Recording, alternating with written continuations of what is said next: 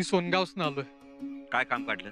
युवराज, आमचं नशीब खराब म्हणा का निसर्गाची अवकृपा म्हणा, आडाचं काम सुरू झालं पण पुरं काय झालं नाही. का? निधी मंजूर झाला नाही? निधी मिळाला होता होता महाराजांनी निधी मंजूर केला होता, पण काम पुरं होता होता निधीच संपला. बर मग? सदरवर 4-5 याला खेपा बी मारल्या. त्यांनी सांगितलं एकदा निधी मंजूर झाला होता, आता पुण्यांदा होणार नाही. मग अर्ज करायचा होता महाराजांच्या नावानं. मला लिहिता येत नाही का वाचता येत नाही, आणि अर्ज बी केला असता पण निधी देणारच नाही असं म्हणतात. मग काय इच्छा काय तुमची? युवराज, तुम्ही शब्द टाकला तर काम होण्यासारखं आहे. पाटील, काळजी करू नका. आमच्या अखत्यारीत आम्ही निधी मंजूर करू. उद्या सदरेवर या आणि तुमचा निधी मंजूर झाल्याचा कागद घेऊन जा. लय उपकार झालं युवराज, लय उपकार झालं. या.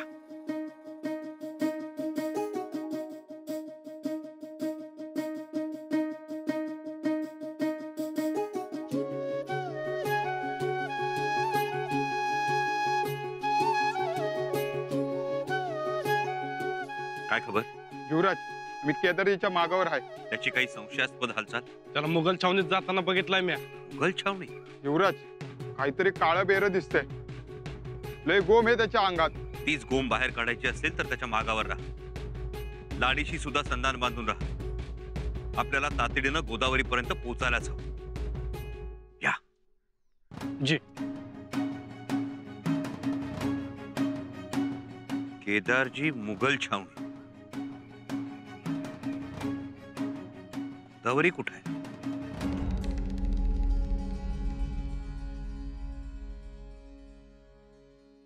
तुम्ही?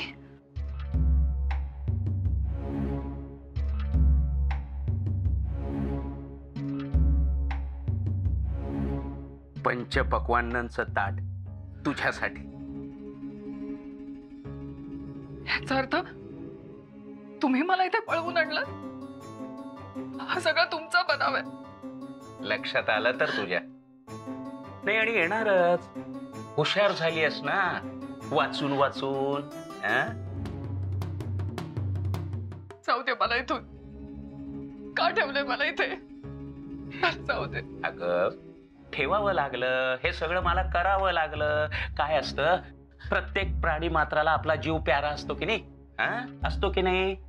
पण तुला तुझ्या नवऱ्याचा जीव 1.5 दमडीचा वाटतो. काय करणार? आणि महत्वाचं म्हणजे तुला जे कळायला नको होतं तेच कळलंय. तर मी तरी काय करणार बापडा, सांग ना आता मला. मला जाऊ दे, मी हात जोडते. अगं, काय तू जाऊ दे जाऊ दे करते? तुझा नवरा इथे आणि तू निघालीस. अगं, जिथे आपला नवरा तिथेच बायकोने राहायचं असतं, हो की नाही? चल आता गडबड करू नको, घे खाऊन घे. हे बघ गोदे, माझे मनोरथ सगळे पूर्ण झाले ना की मग बघ तुला कशी राणी सारखी ठेवतो मी. युवराजांना कळलं ना तर तुमची खैर नाही. खैर, बाभूळ, आंबा हे नंतर ठरेल. आता हे खा. नको. काय करतेस गोदे? इथे आणल्यापासून तू काही खात नाही, पित नाही. अशाने तुझी कांती काळी पडेल ना, आणि तुझे डोळे असे खोल गेल्यावर बघवेल का मला तुझ्याकडे? मी मरेन पण तुमच्या हातून हे खाणार नाही. आणि मी तर म्हणते माराच मला, कारण नाहीतर मी तुमचं कारस्थान सांगेन.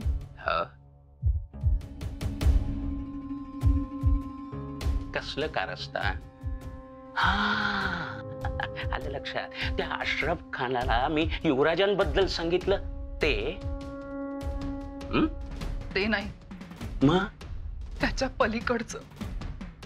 तुम्हाला माहितीये मी काय सांगणार आहे ते. म्हणून तर या महालात आणून ठेवलाय ना मी तुला.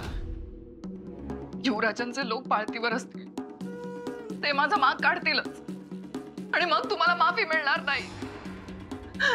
आता तुझ्या युवराजांवरच माफी मागण्याची वेळ येणार आहे, आणि ती खुश खबर मी लवकरच तुला देणार आहे, जेव्हा महाराज युवराजांना शिक्षा फरमावतील तेव्हा. गोदे, असा तिढा मारलाय मी की आता त्यातून युवराजांची सुटका नाही.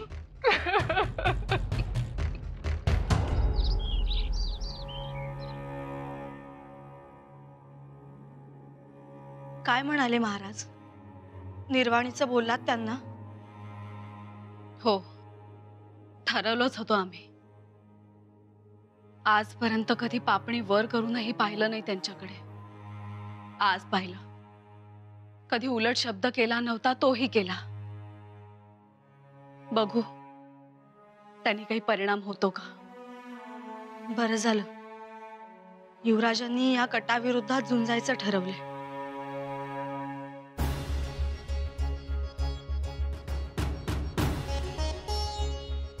तुम्ही त्यांना तयार केलं म्हणून, नाहीतर आबासाहेब म्हणत मोडून पडले असते, कोसळले असते. मातोश्री तसंच झालं होतं.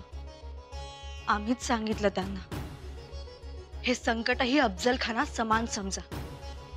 काढा सरळ कोथळा बाहेर, लावा त्यास बुद्धीची वाघनखं. तुम्हाला तर ठावे आहे, शंभूराजे 52 कशी सोनं आहे. आता फक्त ते लोकांना समजायला पाहिजे आणि त्यासाठी सत्य शोधायचं. पण मातोश्री, आबासाहेबांना सत्यता माहीत नसेल. कदाचित असेलही, पण रयते समोरच बोलावतील आता शंभूराजांना. पण मातोश्री, नामुष्की तर होणार नाही ना. नामुष्की कसली, उलट ते झळाळून निघतील. फक्त शंभूराजांनी स्वतःला आवरलं पाहिजे. रागाच्या भरात काही नको करायला. नाही करणार. उलट आबासाहेबांच्या शाबासकीसाठी हे अग्निदिव्यही पार पाडतील ते. मातोश्री हो दिवस रात्र पळत असतात ते आलेलं बालन दूर करण्यासाठी. अरे रायप्पा, कवर यायचं हा केदारजी. येणार. माझा अंदाज चुकायचा नाही. पण तो इकडे एवढा लांब येतोय म्हणजे गोदावरी बी इथंच कुठेतरी असेल. मी तर बघ पहिल्या 2 कांठातच लावणार पांडवाच्या. लय तारा दिलाय. अरे मर्दा, खेळ बिघडवशील. पहिला माग घेऊ त्याचा. ते बघ आली शिकार.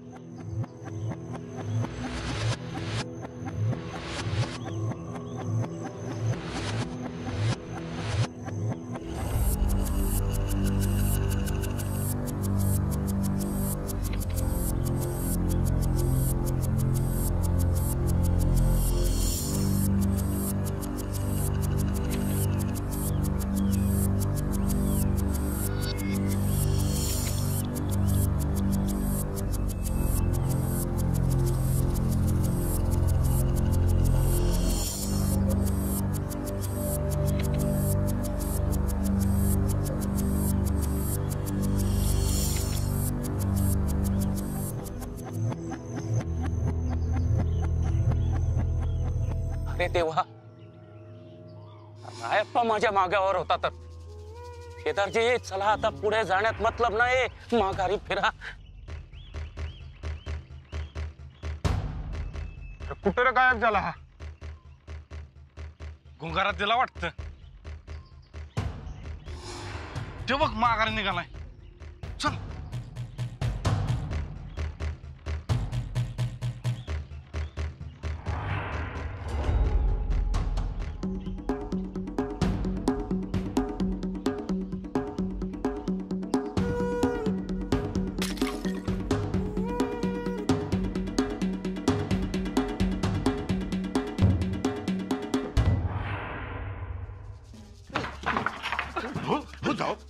जावई बापू, एवढे धावत का आलात?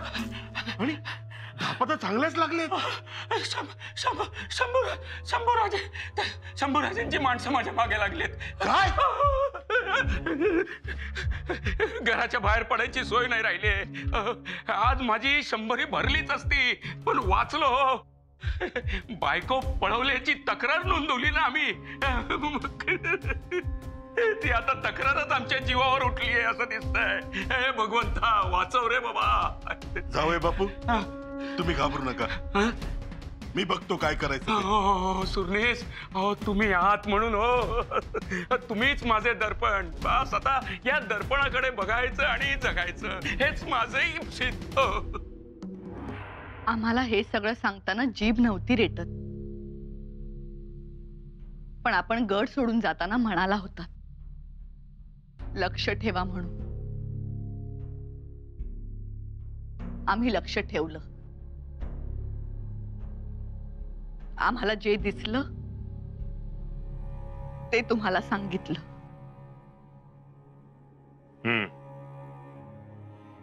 ते बरं केलं.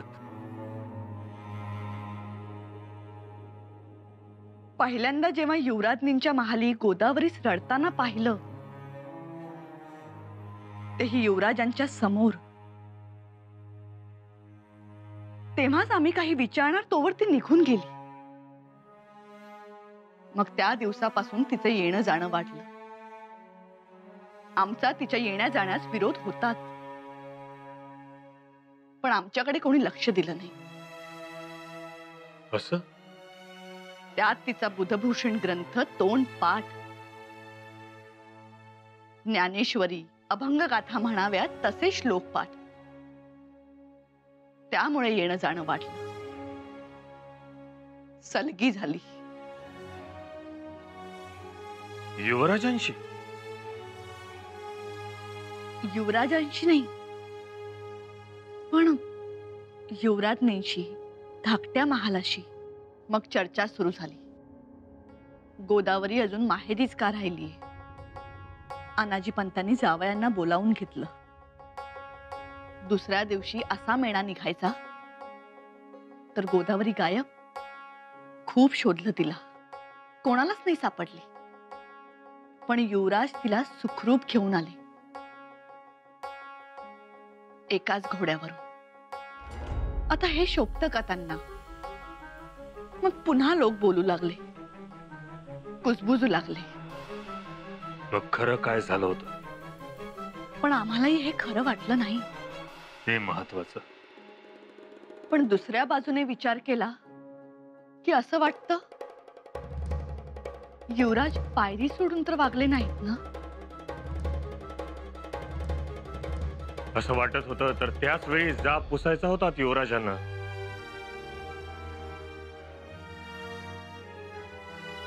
आम्ही विचारणार होतो, पण ते थांबतात कुठे?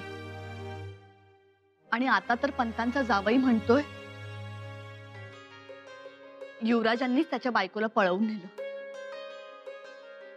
आणि महत्वाचं म्हणजे युवराजांचा शेला हा त्या गोदावरीच्या दालनात सापडला म्हणे. याचा अर्थ गोष्ट गंभीर आहे. आता आपण आमच्या मनातलं बोललात महाराज. तुम्हाला काय वाटतं? काय झालं? आम्हालाही गोष्ट काही नीट लक्षात येत नाही. पण गोदावरी सारखं युवराज युवराज करत होती, हे आम्हाला काही रुचलं नाही. महाराज, अनाजी पंत आपल्या भेटीसाठी इजाजत मागत आहेत. बोलवा त्यांना. आले. त्यांना काही दम निघत नाही. हुजरा महाराज. या पंत. महाराज, माझ्याकडून एक चूक झाली. कसली चूक? आम्ही तुमच्याकडे तक्रार केली ती. पंत. खरंच महाराज, आता असं वाटतंय न्याय नको. आम्ही तक्रार मागे घेतो. पंत, काय झालंय? काय? शंभूराजांची माणसं माझ्या जावयाला मारायला टपली आहेत.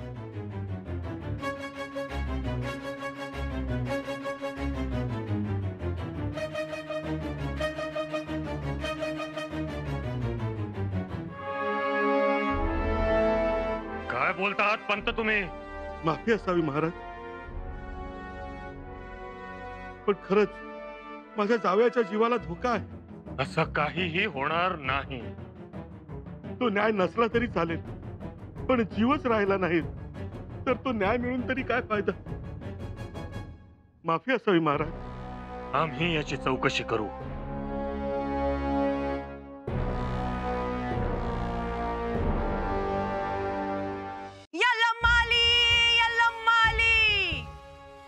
मच्छरूपी यल्लम्माली, शंकासुराचे वधासी गेली, चारी वेद घेऊन आली. माय माझी यल्लम्मा भली रसा तळाला धरा चालली कुर्मरूपी यलम्माली यलम्माली यलम्माली ए माय जोगवा वाढ माय जोगवा वाढ. जोगवा वाढण्याची माझी अवस्था नाही बाई, जा तू. ए माय हात लाव की. हा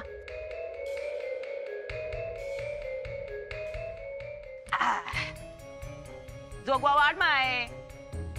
तुझे नाव आई यल्लम्मा किनारी लावल.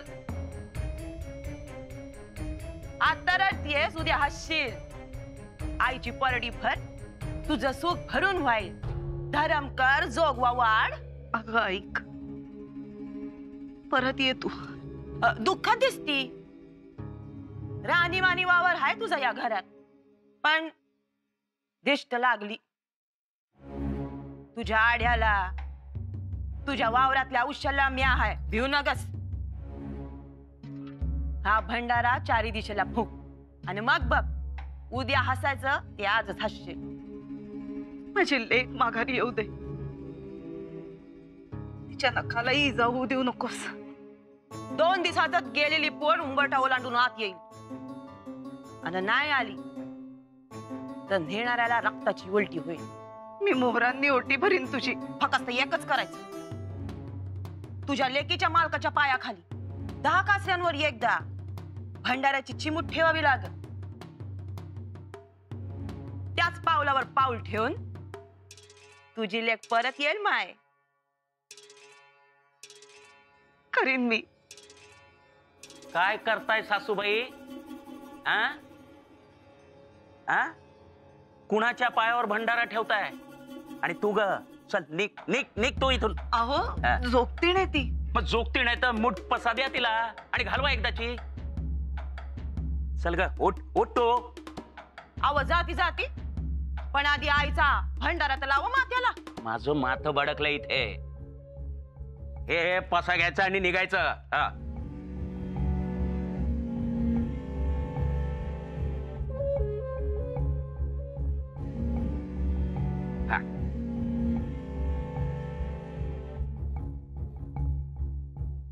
भंडारा जेवढा पिवळा धम्मक तेवढा कडू जार असतो या.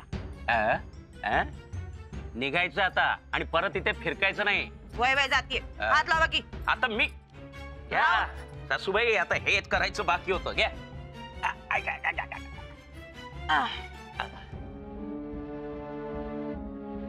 येती यलम्माली यलम्माली.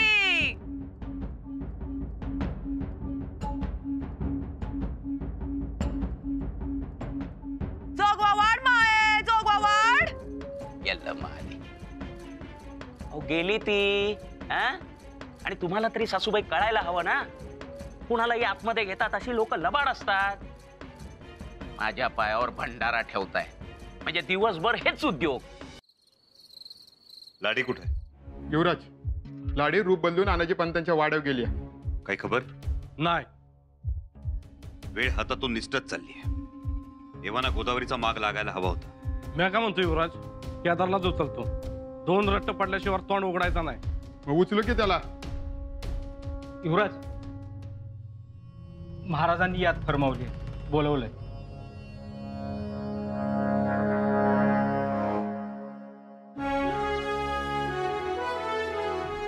त्याची रायप्पा, त्या केदारला उचलण्याची वेळ येणार नाही.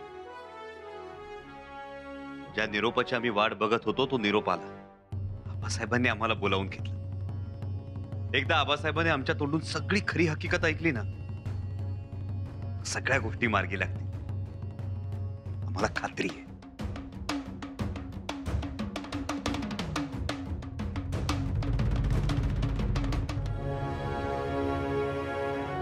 आबासाहेब, आबासाहेब आपण आम्हाला बोलावलं. खूप खूप आनंद झाला आम्हाला. आबासाहेब आम्हाला खूप काही बोलायचंय, खूप काही सांगायचंय. जे सांगायचं असेल ते चौकशीच्या वेळी सांगा, पण तुम्हाला चौकशीला सामोरं जावंच लागेल. आबासाहेब,